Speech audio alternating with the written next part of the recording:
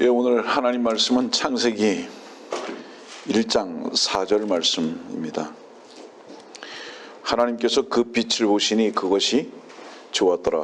하나님께서 그 빛을 어두움에서 나누시더라. 11절 12절이 말씀입니다. 창세기 1장 11절 12절입니다. 하나님께서 말씀하시기를 땅은 땅 위에 풀과 씨를 맺는 채소와 그 종류대로 열매 맺는 씨를 가진 과실수를 내라 하시니 그대로 되니라. 땅이 풀과 그 종류대로 씨를 맺는 채소와 그 종류대로 열매 맺는 씨를 가진 나무를 내더라. 하나님께서 보시니 그것이 좋았더라.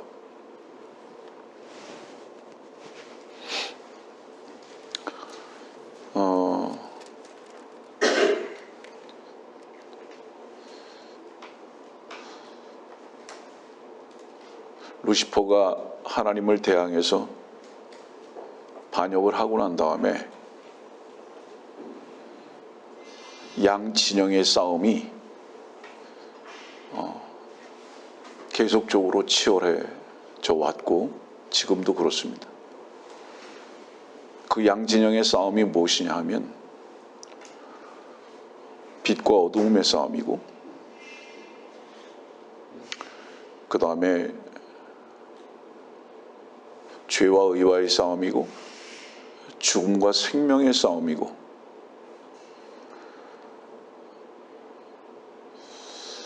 거짓과 참의 싸움이고,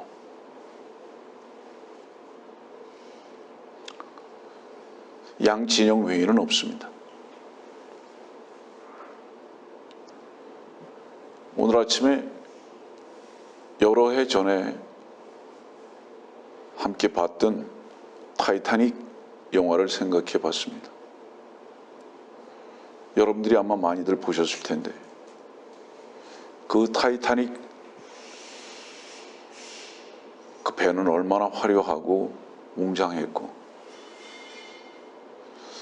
그 안에서 어떤 사람들은 노름을 하고, 어떤 사람들은 밥을 먹고, 어떤 사람들은 노래를 하고, 어떤 사람들은 싸우고, 또 어떤 사람들은 목숨을 건 사랑을 하고.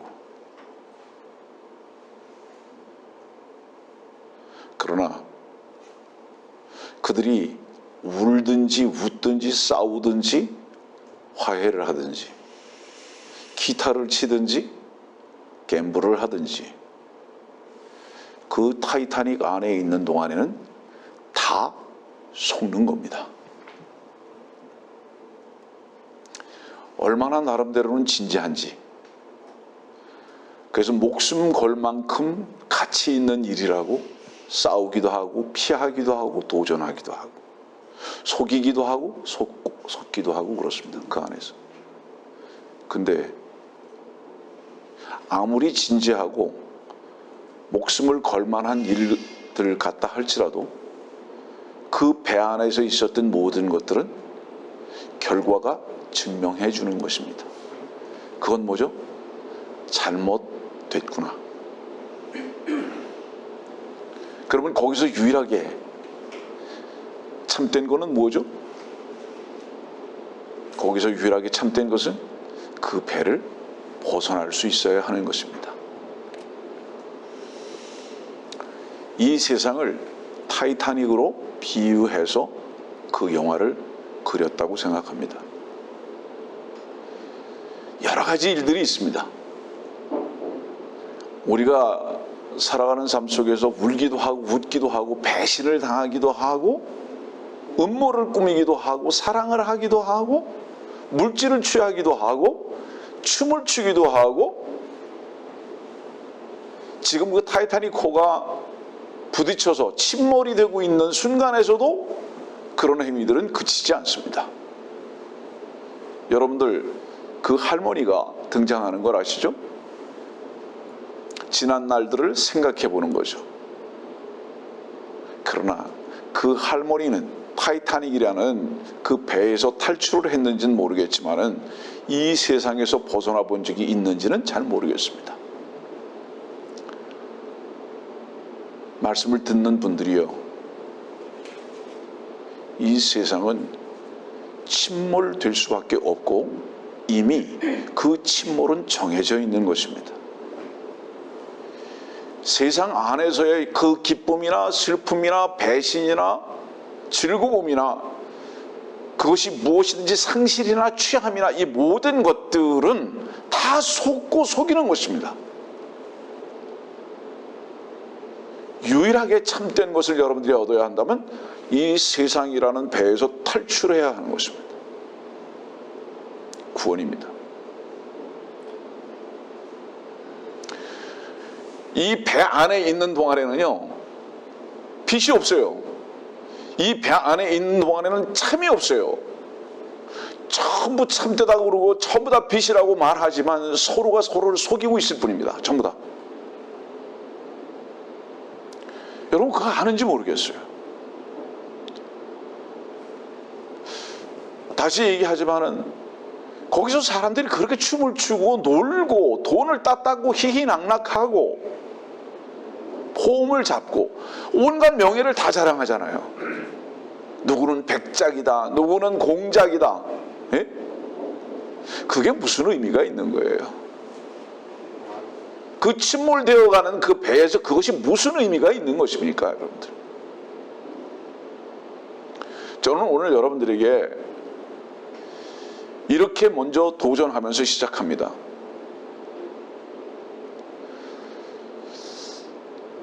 절대로 여러분들이 굳건히 잡은 것이 주 예수 그리스도가 아니라면 전부 다 헛것을 붙든 것이고, 그 붙든 것이 강하고 확신에 찬 것일수록 여러분들이 속고 있다는 것을 절대로 놓치지 마시기 바랍니다. 사실 저는 오늘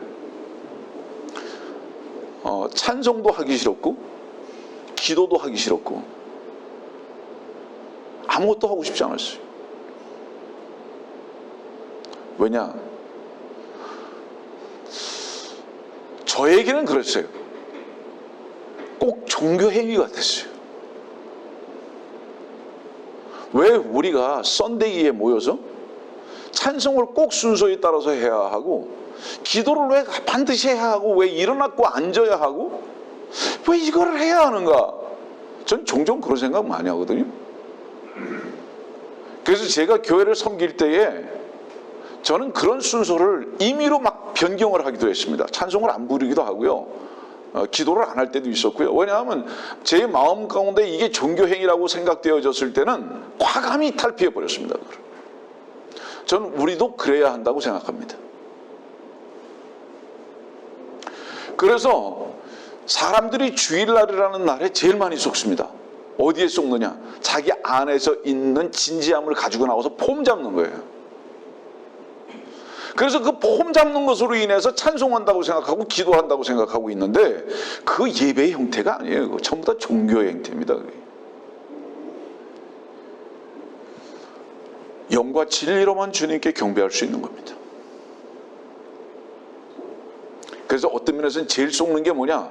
주일날 예배당에 와서 하는 찬송과 기도가 영과 진리가 아니라면 스스로를 속여내는 것입니다.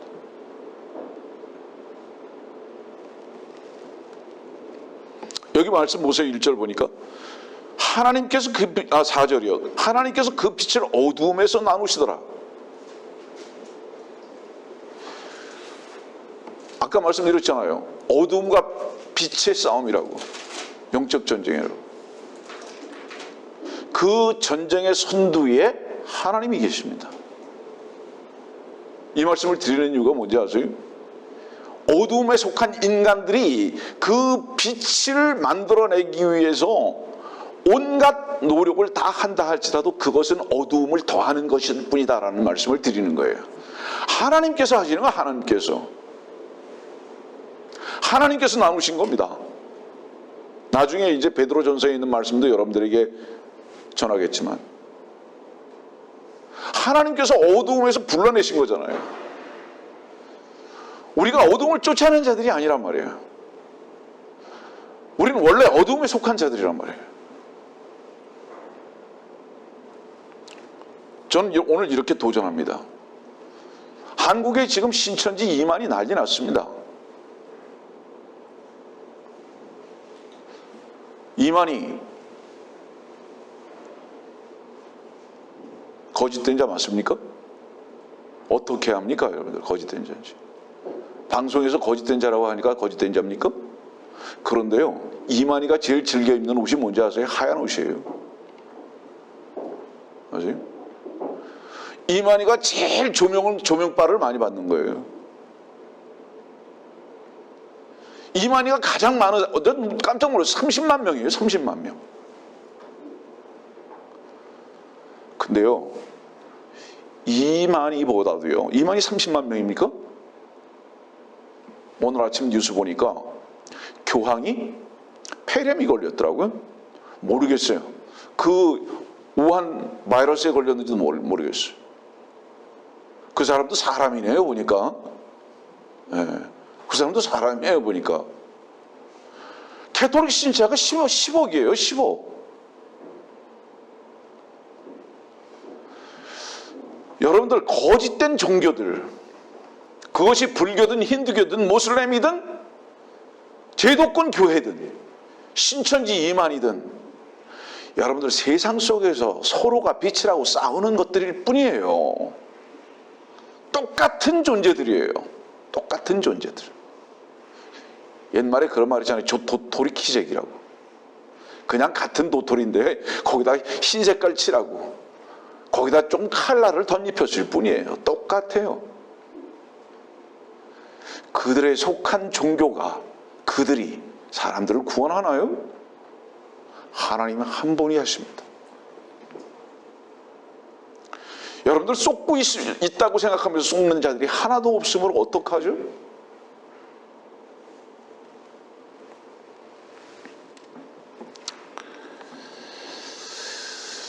예배당이 다 문을 닫았더라고요.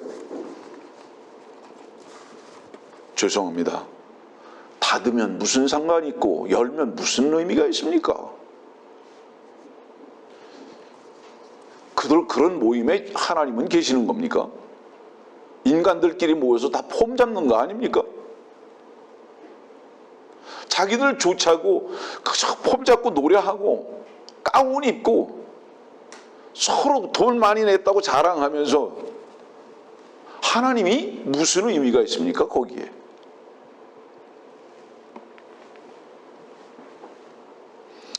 여러분들, 우리는 원래 어둠이었어요. 우리는 원래 어둠이었다는 이 말씀을 왜 하는 줄 아세요? 구원을 받았다면 그렇다 이 말이에요. 빛 대신 주님의 말씀으로 말미암아 구원을 받았다면 그렇다 이 말입니다. 그런데 너무 안타까운 것은 구원받은 자들을 찾아보기가 너무 어렵단 말입니다.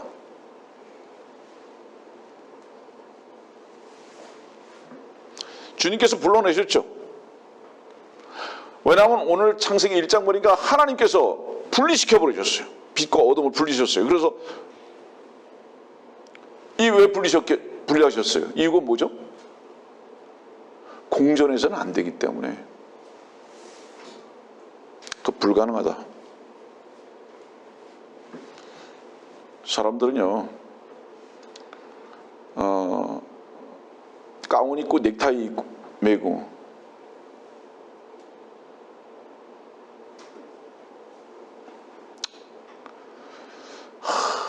그러면 하나님도 괜찮게 보시는 줄 알아요.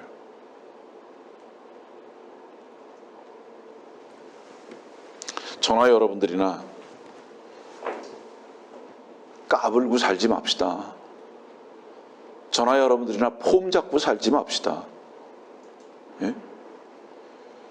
우리가 까불고 우리가 폼 잡는다고 해서 그 결과를 발생할 수 있다고 생각하십니까? 요한복음 1장 4절에 보면 이런 말씀이 있어요. 그분 안에 생명이 있었으니 그 생명은 사람들의 빛이라. 그 빛이 어두움 속에 비치어도 어두움은 그것을 깨닫지 못하더라. 여러분들 보세요. 창세기 1장 4절에는 하나님께서 빛과 어둠을 나눠버리셨어요. 모든 세상의 만물은 그렇게 하나님께서 일방적으로 하실 수 있습니다. 그런데 요한복음 1장 4절에 가서 보니까 빛이 어두움 속에 비쳤는데도 어둠이 그것을 깨닫지 못해요. 이유가 뭐죠? 여기서 깨닫지 못한다는 건 뭐를 얘기하는지 아세요? 거부하는 거예요. 왜 거부하는지 아십니까? 이유가 뭔지 아세요? 나는 빛 가운데 거하고 있다라고 생각하기 때문에 빛을 필요로 하지 않는 거예요. 내가 깜깜한 어둠이라고 생각하면 어때요? 두렵죠? 불안하죠? 방황하죠? 그러나 오늘 말씀을 듣고 계신 여러분들, 바이러스 때문에 불안하십니까? 죽음이 두려우십니까? 여러분들의 인생의 실패에 대해서 혹시 염려가 되십니까? 내일의 일에 대해서 그 길 가운데에서 혹시 확신이 없습니까? 왜 그런지 아세요? 여러분들이 지금 현재 어두움에 있다는 확실한 증거입니다. 어두움에 있는 사람은 뭔지 모르게 불안해, 두려워요. 내일에 대한 확신이 없어요. 그 증거가 뭐죠? 여러분 속에 있는 염려입니다. 이것이 과연 될까 안 될까 불안해요. 뿐만 아니라 또 다른 역설적인 면에서 볼 때에 좌절, 실패 이런 것들이 무엇 때문에 오는지 아십니까? 여러분들이 추구한 결과를 무엇인가 얻으려고 했는데 그 여러분들이 추구하고 얻으려고 했던 결과가 나타나지 않은 것에 대한 표현을 좌절, 실패 이렇게 말하는 거예요. 다른 면에서 그건 뭐를 의미하는지 아세요? 여러분들은 몸부림쳐도 좌절할 수밖에 없는 어두움에 속한 자들이다 이 말이에요.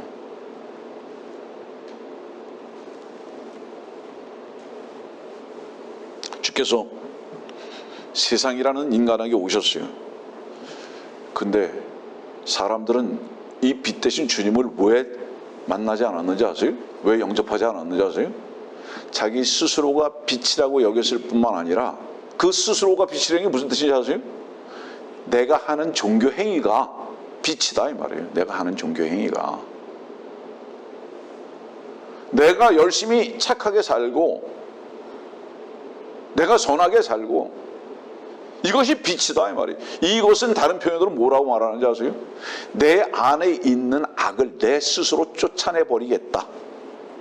나는 악하게 살지 않겠다고 하는 몸부림의 부채질입니다. 이게 내 안에 있는 악을 쫓아내고자 하는 몸부림의 부채질. 활화산을 부채로 해서 식힐 수 있다고 생각하십니까 여러분들? 주님 영접 안 하는 거예요. 저는 지금 오늘 3주째 연속적으로 한 가지 흐름 가운데 말씀을 전하고 있는데요. 참, 이 본질적인 것을 다루지 않는다는 거예요. 교회에서. 왜 이 본질적인 것을 교회에서 다루지 않게 됐는지 아세요? 모든 교회가 종교로 떨어져 버렸다는 증거입니다, 여러분들. 네? 모든 것이 종교화돼 버렸다는 증거가 바로 무엇이냐? 이것을 다루지 않는 거예요. 이것을 다루지 않는 거예요.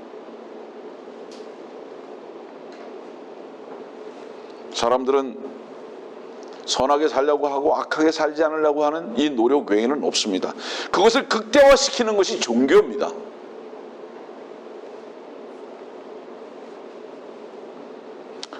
자, 여러분들 가슴이 두근거리고 양심의 소리를 자꾸 듣게 되는 이유가 뭔지 아세요? 왜 그럴까요? 결국은 여러분들 안에 있는 악의 세력을 여러분들 스스로가 해결하려고 하는 노력을 하면 할수록 여러분들 속에서부터 나오는 양심의 소리에는 더 민감하게 됩니다.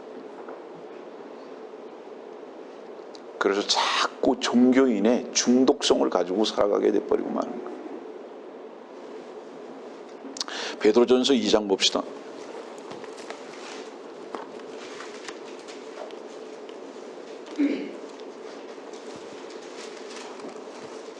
(9절입니다)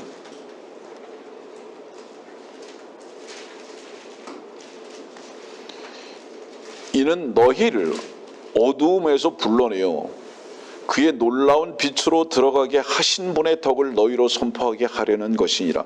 놀랍게도요, 빛으로 우리가 들어간 것이 아니라 들어가게 하신 분이 있습니다. 예? 빛으로 우리가 들어간 것이 아니라 빛으로 들어가게 하신 분이 계시다는 거예요. 주님의 은혜죠. 조금 아까 말씀드렸잖아요. 요한복음 1장 4절을 말씀드리면서 왜 빛이 어두움의 빛이었지만은 어두움이 왜 깨닫지 못하고 있는지 아세요? 어두움을 받아들이면요, 아니 빛을 받아들이면 어두움이 끝나는 걸 알아요. 근데 인간은 어두움을 사랑하고 살면서 살고자 하는 그것으로 출발했거든요. 출발 자체가. 어두움 속에서 즐길 게 얼마나 많아요. 여러분들 어두움에서 즐기는 게 뭔지 아세요? 여러 가지가 있지만 한 가지만 말할게요. 여러분을 즐기는 거예요. 인간에게 최고의 즐거움이 뭔지 아세요? 내가 무엇을 하는 것이에요. 그 무엇이 어떤 것이었든지 간에 무엇을 내가 했다는 것에 대한 즐거움을 갖는 거예요. 내가 무엇을 했다. 그래서 인간은 자기의 이름 하나를 내기 위해서 삽니다. 그 옛말에 그랬잖아요. 호랑이는 죽어서 가죽을 남기고 사람은 죽어서 이름을 남긴다.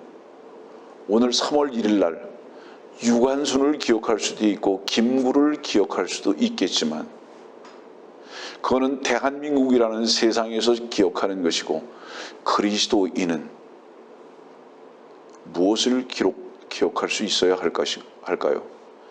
지금 말씀을 듣는 당신의 마음속에 그리스도가 계신가에 대한 부분을 점검하십시오. 그리스도. 왜냐하면 우리는 끝난 자들이기 때문에 그렇습니다.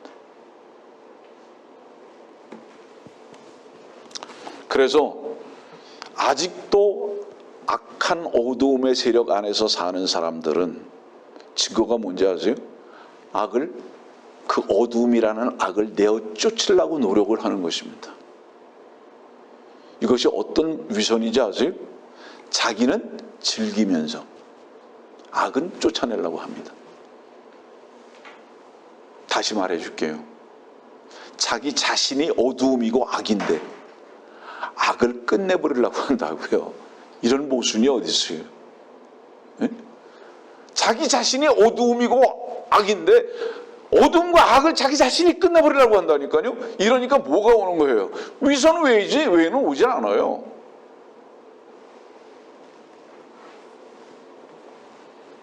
그거 위해서 몸부림치죠.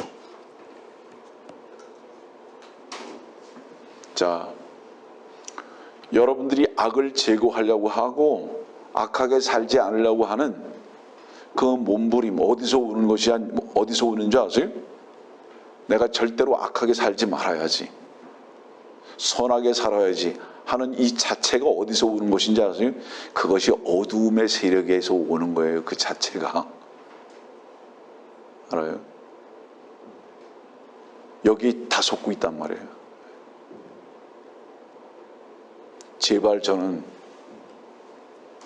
이 설교를 좀 진지하게 들었으면 좋겠어요. 사람들이.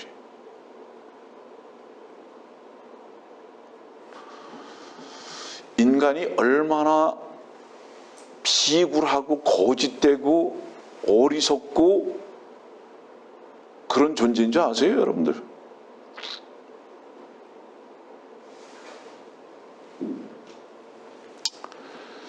창세기 1장 11절 아까 읽어드린 거에 대해서 다시 한번 읽겠습니다. 하나님께서 말씀하시기를 땅은 땅 위에 풀과 씨를 맺는 채소와 그 종류대로 열매 맺는 씨를 가지는 과실수를 내라 하시니 그대로 되니라.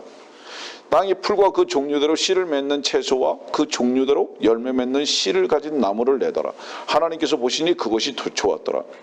이 창세기 1장 11절과 12절의 말씀을 보면 연속적으로 반복적으로 말씀하고 계시는 말씀이 하나 있는데, 그게 뭐냐면 종류대로 이렇게 해서 종류대로. 아니 종류를 왜 이렇게 종류대로 말씀하셨죠? 종류대로라고 말씀하셨잖아요.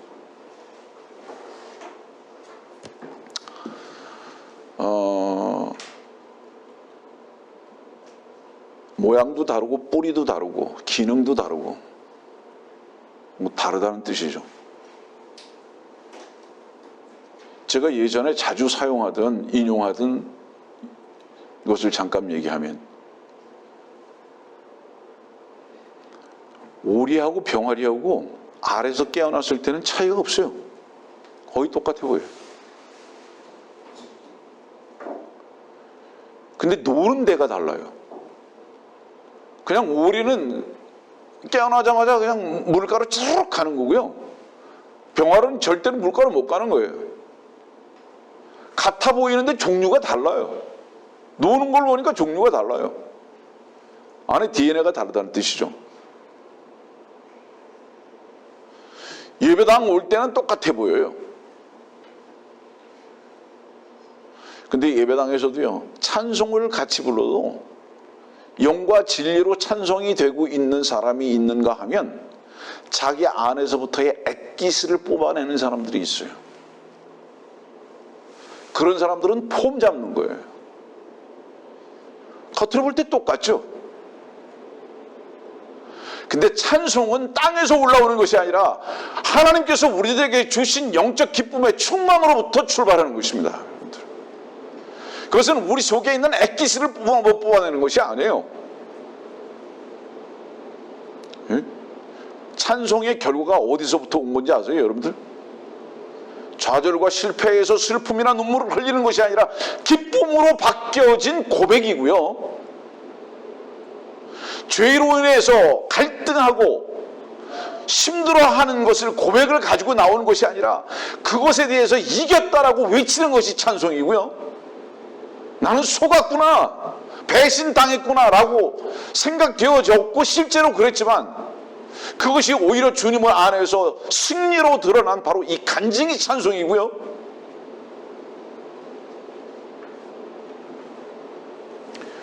다짐이 아니에요. 나는 이렇게 할 것이다, 나는 이렇게 돼야 한다는 어떤 다짐이 찬송이 아니라 그거는 내 안에서부터 끌어올리는 인간의 엑기스고요. 이미 그 모든 고난과 염려와 실패와 배신과 거짓까지도 말씀의 빛과 생명으로 인해서 이기고 승리하시고 충만케 하시고 은혜가 덧입혀진 결과에 대한 주님의 이름을 드높이는 것이에요. 이런 게 없기 때문에 종교의 행태가 돼버리고 마는 것입니다. 차라리 하지 마세요. 그거는 주님을 속이는 것일 뿐만 아니라 여러분들 자신을 속이는 것입니다. 전 예전에 구원받기 전에 6년 반 동안 입술을 열지 못했다고 여러분들에게 간증한 적이 있어요. 거짓된 종교 행위였기 때문에. 하나님께서 보실 때에 저 창녀들이 있는 곳이나 라스베가스 같은 어떤 갬블장이 엮여온 것이 아니라 가장 거룩해 보이는 모임인 종교 집단입니다.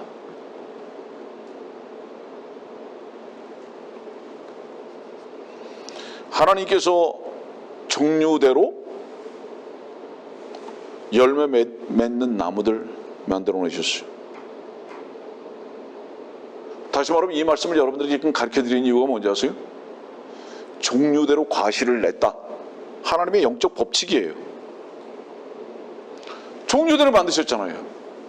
이 말씀을 여러분들에게 전하는 이유가 뭔지 아세요? 여러분들은 어떤 종류의 나무냐 이 말입니다. 제가 2주 전에 이 말씀 드렸잖아요. 마태복음 10장에 있는 말씀 드렸잖아요. 무화과나무에서 무화과 열리죠. 어떻게 가시나무에서 무화과를 열 수 있습니까? 우리가 어떤 나무인가 이 말이에요. 우리는 날 때부터 어두움의 나무였어요. 우리는 날 때부터 악한 나무였고 우리는 날 때부터 선악과에 의한 나무였단 말이에요. 이것이 우리의 뿌리였단 말이에요. 이것이 종류대로 만들어진 하나님의 영적 법칙이었단 말입니다. 근데 이것을 그대로 두고 이 선악과라는 종류대로 만드신 나무를 그대로 두고 그리고 우리가 몸부림쳐서 선이라는 열매만을 맺으려고 했다 이 말입니다. 이게 마태복음 7장의 말이에요. 이것을 가르쳐주는 자들을 거짓 선지자다 이렇게 말했습니다. 여러분들 다시 반복해서 말씀드리죠. 거짓 목사는 뭔지 아세요? 할 수 있다. 누가 했다고요? 할 수 있다 하시는 이는 주의 능력 주 하나님. 주 하나님이 할 수 있다고 하셨던 것은 우리들이 할 수 있다고 하셨던 것이 아니라 그 말씀이 할 수 있게 하신다는 의미입니다. 우리를 쓰라는 얘기가 아니에요. 네? 누가 거짓 목사냐? 이 자리에 서서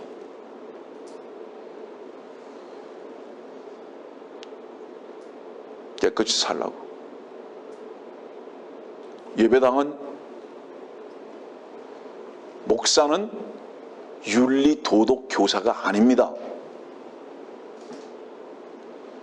예배당에 주일날 1시간 와서 윤리 도덕을 배우는 곳이 아니라고요. 여기는 오히려 그 윤리와 도덕이라는 것을 추구하고 그것을 유일한 가치로 가르쳐주는 어두움의 세력을 들추어내고 내 자신이 악한 뿌리의 나무라는 것을 알아서 이 뿌리를 주님 앞에 접붙임을 받는 것을 가리키는 것이.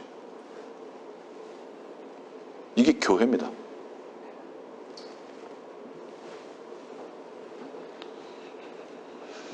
자, 창세기 3장으로 가보면 이 선악과를 누가 먹었죠? 이브가 먹었죠. 아담에게도 줬죠. 모든 사람에게, 아담이라는 모든 사람에게, 사람 아담이죠. 이코르죠. 모든 사람에게 다 주어졌습니다. 이것이. 그래서 여러분들은 어떤 종류가 됐는지 아세요? 선악을 알게 하는 나무의 종류가 된 것입니다. 여러분들. 그래서 이 선악을 알게 하는 나무의 종류가 된 이것이 도끼가 나무 뿌리에 놓인 것을 알았을 때에 비로소, 예? 그때는 언제인지 아세요? 마태복음 3장에 있지만 사실은 침례인 요한이 다시 와서 이스라엘에게만이 아니라 모든 종교인들에게 선포해야 할 바로 그때입니다. 아, 이 종교 행위가 이미 도끼가 뿌리에 놓인 것과 같이 이건 심판이구나. 이게 불타는 거구나. 마태복음 3장에 있는 말씀대로 이게 불타는 것이구나. 지금 이것이 선포되어야 해야 할 때입니다. 오히려 지금. 다시 말하죠. 고상한 척하지 마세요. 폼 잡지 마세요. 예? 얼마나 냄새나는 존재들이 폼을 잡으려고 하는지. 증거가 뭔지 아세요? 다 손가락질해요. 다 손가락질해요. 로마서 5장 12절에는 이렇게 말씀하셨어요. 이런 요인으로 한 사람에 의하여 죄가 세상에 들어오고 그 죄에 의하여 사망이 왔으니 그리하여 모든 사람이 죄를 지었으므로 사망이 모든 사람에게 전달되었느니라. 사망이 모든 사람에게 전달됐습니다.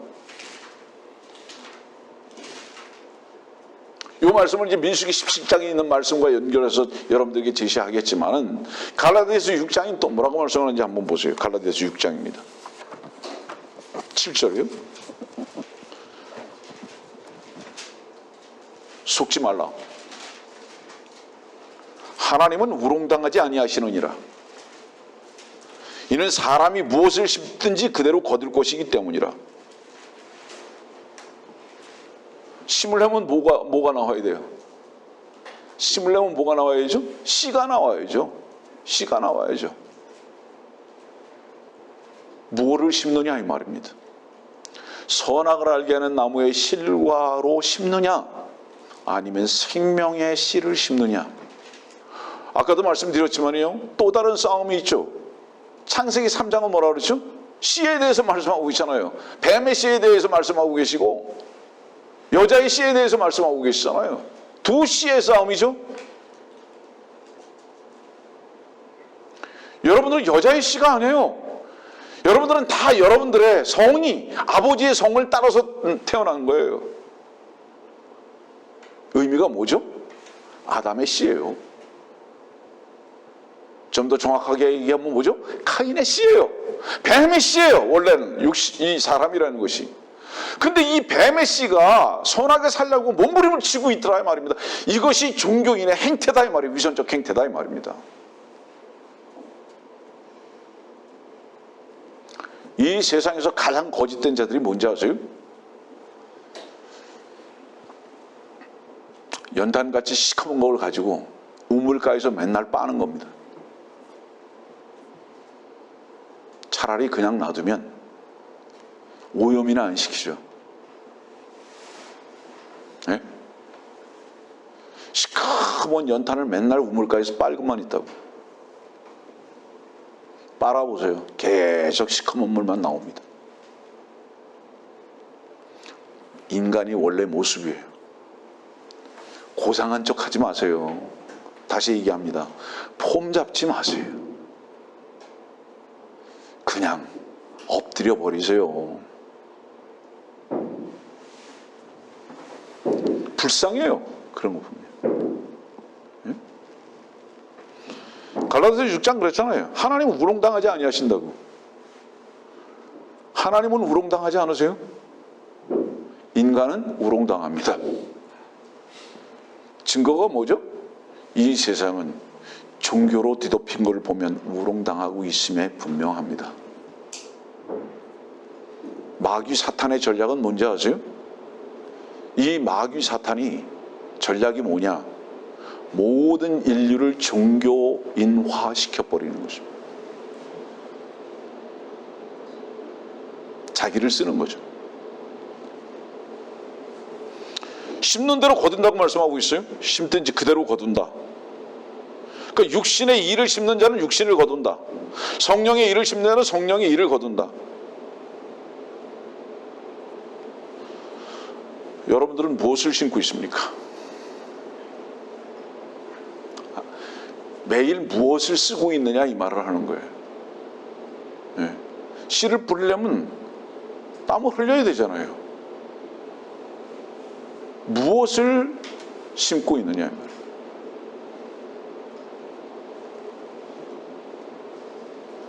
여러분들, 인간은요 사실은 결코 선할 수 없는 존재인데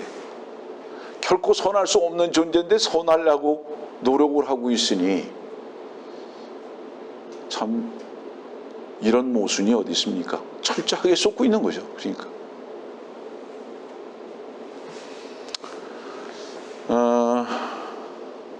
민수기 17장 말씀 보겠습니다. 민수기 17장 6절입니다.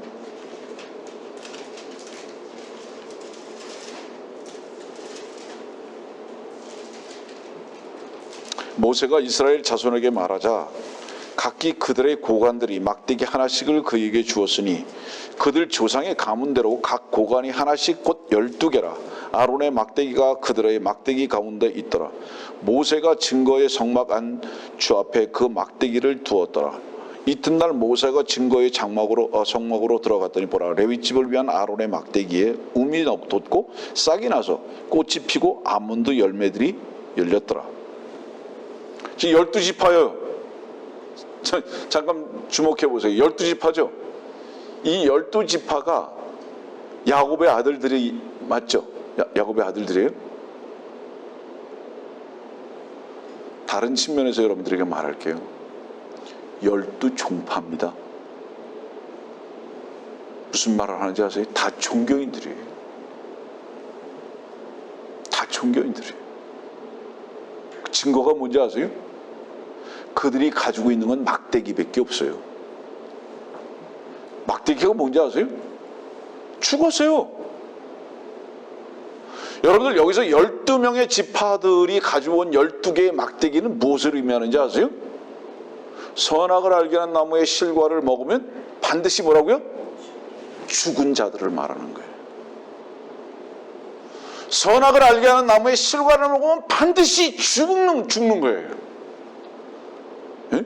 근데 문제는 뭐예요? 죽은 걸 몰라요, 지금. 그걸 쓰고 있어요. 거기에서 뭔가 생명이 날 수 있으리라고 기대감을 가지고 있다 이 말이에요. 거기서 뭔가 기대감을 가지고 있다 이 말이에요. 이 아론의 쌍난 지팡이는 오직 이 종교가 아니라 종교를 끝내시고 다시 부활하신 주 예수 그리스도 한 분을 말씀하고 계시는데, 자 보세요. 모든 종교 행태는요, 부활의 생명이 없어요. 여러분들 부활의 생명이라는 거 뭐를 얘기하는지 아세요? 조금 정리할게요. 모든 종교는 끝이 무엇이냐? 죽음이다 이 말입니다. 막대기예요. 마른 막대기 살 수 없어요. 속에서부터 말랐어요. 근데 그거 자랑하고 산단 말이에요. 하나님 앞에 그거 가지고 나오는 거예요. 지금 무슨 기대감을 가지고. 불가능해요. 주님 한 분만이 생명이셨습니다. 그분은 육신의 몸으로 오신 막대기의 모양이셨지만은, 육신의 몸을 입고 오신 막대기의 모양이었지만은, 우리들이 원래의 인간과 같이 막대기, 다시 말하면 죽은 자의 모습으로 오셨지만은 그분만이 다시 사신 것입니다. 그래서 그 다시 사신 주 예수 그리스도를, 그분의 이름을 믿었을 때 우리의 생명이 되신 것입니다. 문제는 뭐냐? 이렇게 간단히 설명할 수 있는 문제가 아니라요, 여러분들 자신이 죽어있는 위치에서 발견돼 본 적이 있는가 이 말입니다. 이걸 질문하는 거예요 지금. 그러면 죽은 자의 위치에서 발견되려면 무엇에서 발견되어야 하는지 아세요? 바로 여러분들의 몸부림에서 발견하는 거예요. 산 자들은 몸부림치지 않아요. 병아리가요, 물에 들어가면 몸부림쳐도 꼬르륵 들어가는 거예요. 오리들은 즐기는 거예요, 그냥.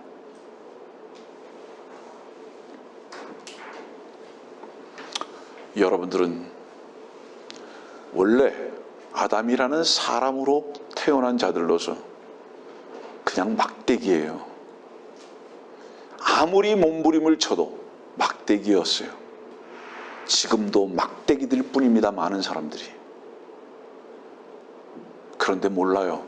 그 막대기에다가 색칠하고 기름칠하고 호흡을 불어일으키면 살 수 있을지, 예? 거기다가 찬송을 하면 뭔가 되겠지. 죄송합니다. 안 됩니다. 안 돼요.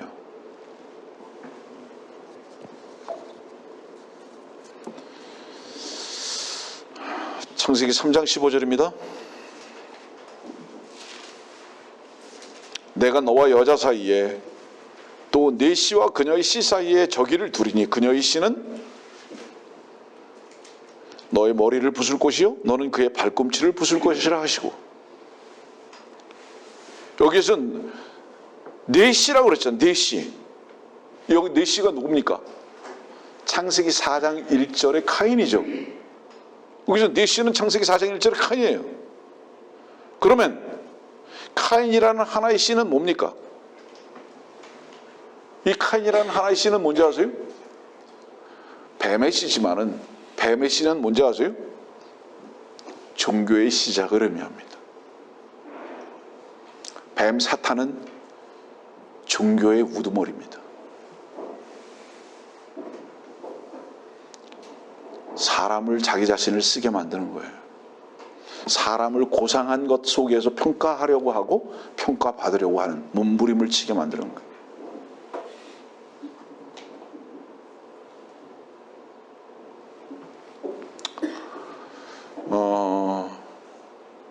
이 세상이 얼만큼 거짓인지 아세요? 가장 위선자가 다른 위선자를 가장 극도로 미워합니다. 큰 거짓된 자가 작은 거짓된 자를 가장 증오합니다. 가장 크게 속이고 있는 자가 작게 속인 자를 아주 완전히 비벼서 없애려고 합니다. 옛 말에 그런 말을 뭐라고 얘기하는지 아세요? 똥 묻은 개가 재 묻은 개를 나무란다. 여러분들 이렇게 생각하면 속지 않아요. 항상 선하게 살자라고 목소리를 높이는 사람, 그 사람은 가장 거짓된 사람입니다. 왜 착하게 살지 못하느냐라고 다른 사람들을 평가하고 짓누르는 사람, 그 사람은 악한 사람입니다. 정말 자기 자신이 똥이 묻은 것을 안 사람은 절대로 다른 사람들을 향해서 평가할 수 없음을 압니다. 저울 위에다 올려놓을 수가 없어요.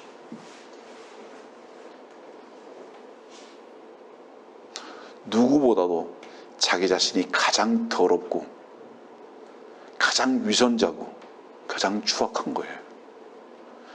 그래서 누구를 평가할 수 있는 위치에 있지 않음을 본질적으로 알아가기 시작하는 거예요.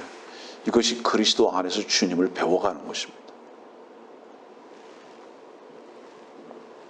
종교의 씨가 카인을 대표하고 있다고요. 여러분들 너무 잘 알잖아요. 이 종교의 씨인 카인이 누구를 죽였죠? 아벨을 죽였잖아요. 복음서에서도 너무 극명하게 드러나고 있지 않습니까? 주님을 죽였던 자가 누굽니까? 주님을 죽였던 자들은 종교인 아닙니까? 종교인은 뭐예요? 자기들의 선함과 착함과 아름다움을 극대화시키고 그것을 자랑했던 자들 아닙니까?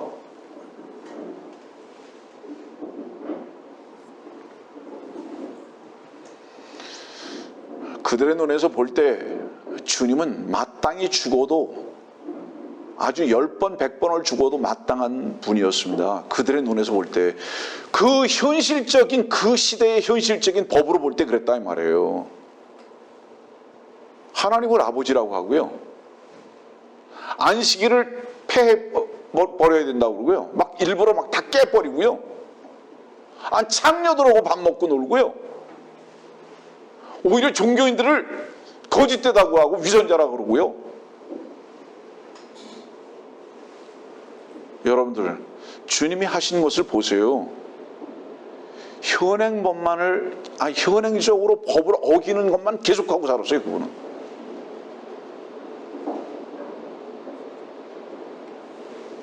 지금 돌아서 생각하니까 그렇죠. 주님이 무슨 죄가 있냐고. 천만에요. 그분은 어떤 사람보다도 죄의 짓거리를 많이 하신 분인 것을 어떡하죠? 그 당시에 그렇단 말이에요. 그럼 그 당시에는 무슨 법이 유행했죠? 무슨 법이 지배했죠? 종교의 법이에요. 종교의 법. 왜 다른 사람들을 그렇게 폄하하죠?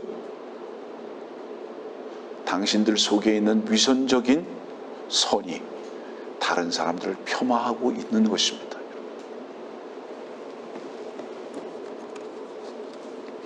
그래서 창세기 4장에는 3장 15절을 그랬잖아요. 머리를 부수고 발꿈치를 부술 거라고.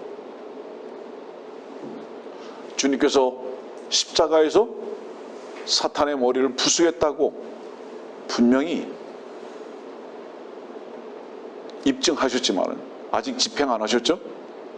언제 집행되죠? 주님의 재림 때. 이 고린도전서 15장 봅시다.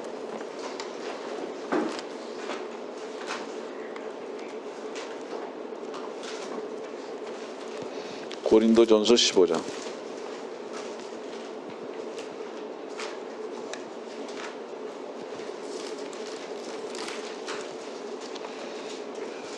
(25절입니다)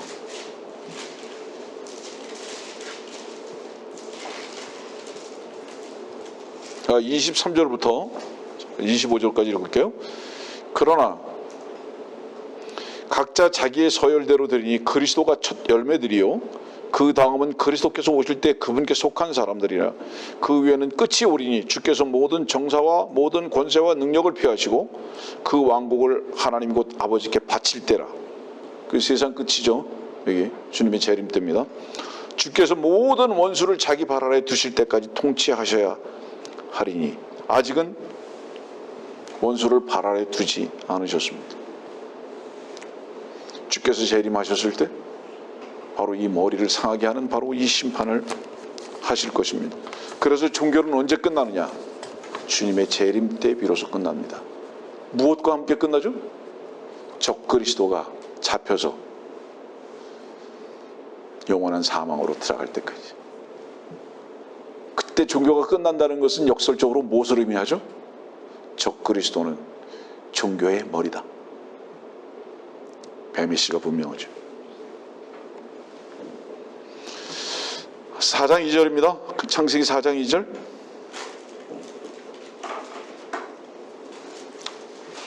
그녀가 또 카인의 아우 아벨을 낳았는데 아벨은 양치는 자였으나 카인은 땅을 경작하는 자였더라.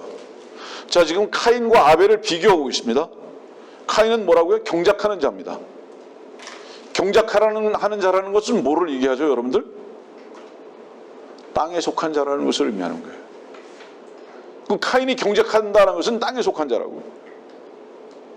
근데 창세기 3장 17절 보세요. 뭐라고 말씀하셨죠? 땅은 저주를 받았다고. 너로 인해서 땅은 저주를 받았다고. 땅은 저주를 받았는데 땅을 경작하고 있어요.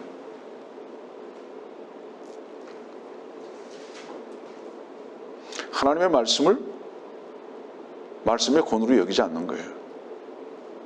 믿는다는 게 뭔지 아세요, 여러분들? 믿음은 언제부터 오는지 아세요? 여러분들 자신이 결코 믿음이라는 그 필요성을 만들어낼 수 없는 것을 아는 겁니다. 하나님의 요구를 결코 이행할 수 없는 것을 아는 것입니다. 아, 나는 저주받은 자구나. 몸부림쳐도 안 되는 거구나. 이건 위선일 뿐이구나. 이거를 알았을 때 더 이상 자기 자신을 경작하는 일을 그칩니다. 자기 자신을 개발하기 위한 땀의 노력을 그친다 이 말이에요. 처음에 말씀드렸잖아요. 어두움에서 빛을 나누시는 것은 하나님이 하시는 거예요.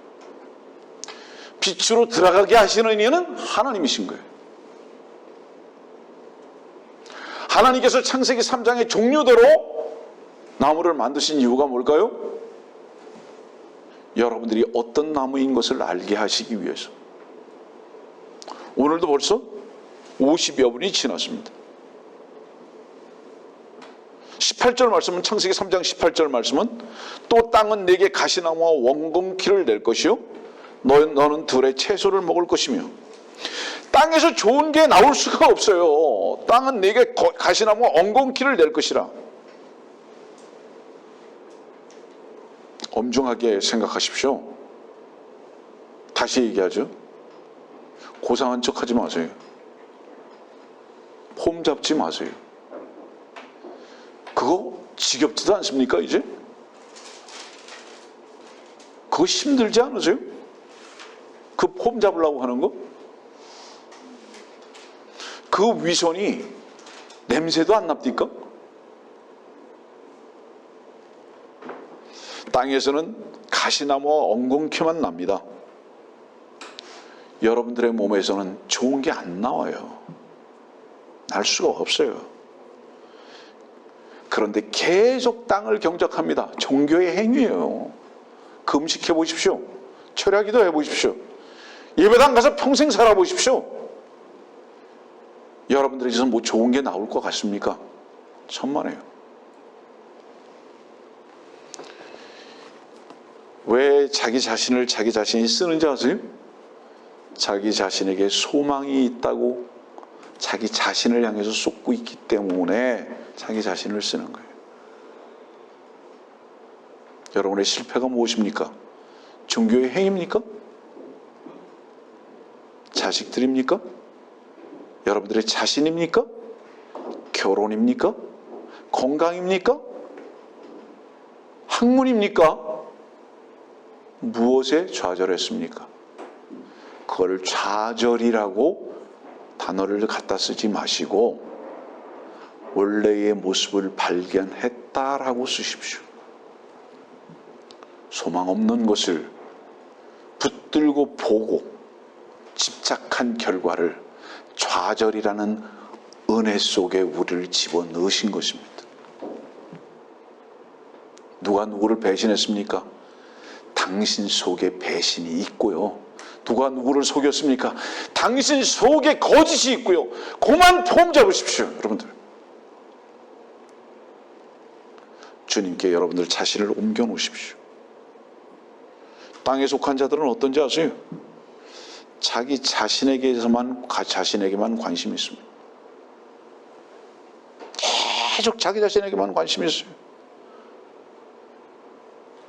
땅에 속한 자의 증거, 자기 자신에게 얼마나 관심이 있고 소망을 두고 있느냐, 그만큼 땅에 속한 것에 대한 역증거입니다.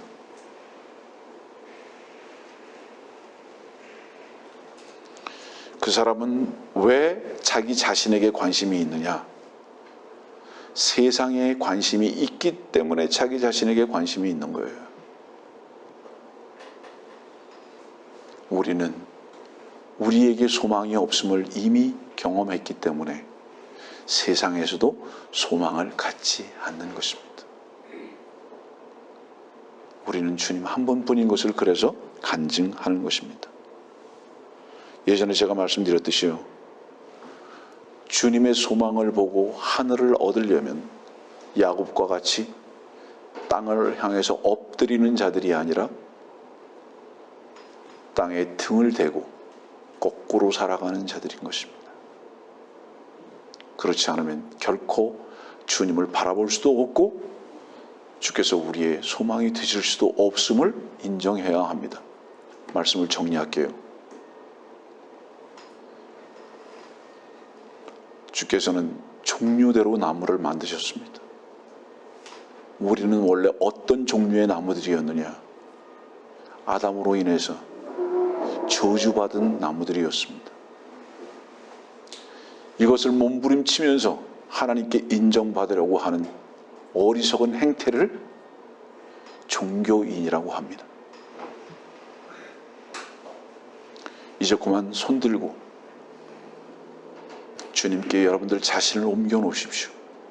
우리들의 몸부림은 막대기에서 꽃이 피고 열매를 맺으려고 하는 어리석은 행태일 뿐이라는 것을 깊이 인정하시고 주님 한 분만이 부활의 생명이 되셨음을 믿고 입증하는 삶으로 돌이키십시오.